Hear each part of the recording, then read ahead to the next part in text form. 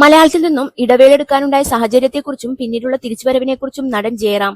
ഒരു സമയത്ത് മലയാളത്തിൽ നിന്ന് ലഭിച്ചതെല്ലാം ഒരേ ടൈപ്പ് കഥാപാത്രങ്ങളായിരുന്നു എന്നും അതേസമയം മറ്റു ഭാഷകളിൽ നിന്നും നല്ല വേഷങ്ങൾ ലഭിച്ചെന്നും പറയുകയാണ് ജയറാം.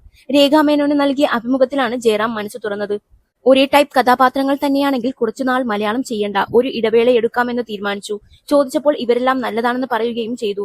മറ്റു ഭാഷകളിൽ കുറെ സിനിമകൾ ലഭിക്കുകയും ചെയ്തു.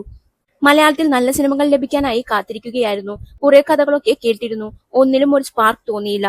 സ്ഥിരം കഥകളൊക്കെ തന്നെ, പ്രേക്ഷകരിലേക്ക് എത്തില്ലെന്ന് തോന്നി. അങ്ങനെയിരിക്കെ വന്ന സിനിമകളിലൊന്നാണ് ഓസ്ലർ. ജയറാമിന്റെ വാക്കുകൾ ഇങ്ങനെ: മകൾ എന്ന സിനിമയിലേക്ക് എത്തിയതിനെക്കുറിച്ചും നടൻ മനസ്സ് തുറന്നു. സത്യേട്ടൻ എന്നെ വിളിച്ച് അടുത്ത പടത്തിൽ ഞാൻ ഹീറോയാണെന്ന് പറഞ്ഞു.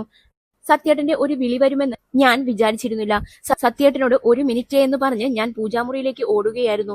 മലയാളത്തിൽ ആശകളായിരമാണ് ഇനി പുറത്തിറങ്ങാനുള്ള ജയറാം ചിത്രം. അബ്രഹാം ഓസ്ലർ എന്ന സിനിമയ്ക്ക് ശേഷം ജയറാം നായകനായെത്തുന്ന പുതിയ സിനിമയാണ് ആശകൾ 1000.